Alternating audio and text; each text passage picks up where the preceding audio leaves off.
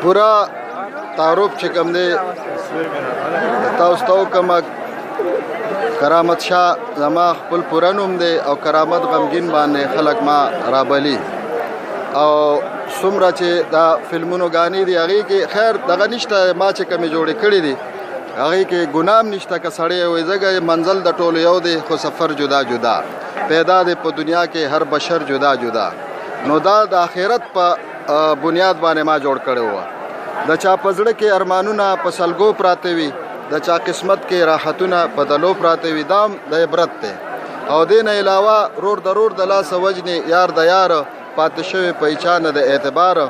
نو دا ټول چې دی کې با سبق خلکو ته ورکړی دی. او زما الفاظ به انشاءالله تعالی په شاعرۍ کې زړې شاعرۍ کې هم داسې نه وي چې هغه به یعنې غلط وي، هغه به هم په صحیح روح باندې وي.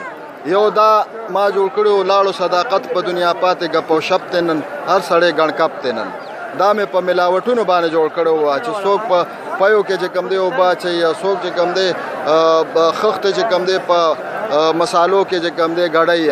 نو دې باندې دا ما جوړ کړی خښته مرچکي کې په اوړو کې خاورې شګې دي، سیر پایو کې سیر و بوتوای چې دا لګي دي. نو مقصد دا دی چې دا شاعري زما زړه شاعري ده. او ګل په زړه سورې کړم د ازغو نه څه ګیله ده او خپلو په ورسوم د پردو نه. دا ټول زما کلامونه تقریبا 2000 غانې ما په فلمونو کې جوړې کړې دي. او الله پاک جل جلاله د هغې نظر راواړولم. همدغه تبلیغ والا په ما باندې محنت وکړو او زه د الله په لار کې وویستمه، وختونه مې ولګولو او اوس دا ټولې غانې بجانې چې کوم دی ما پرېښي دي. نو تاسو په خدمت کې هم دا زه گزارش کوم چې تاسو د الله په لار کې وختونه ولګوئ چې زموږ زندگی بدله شي.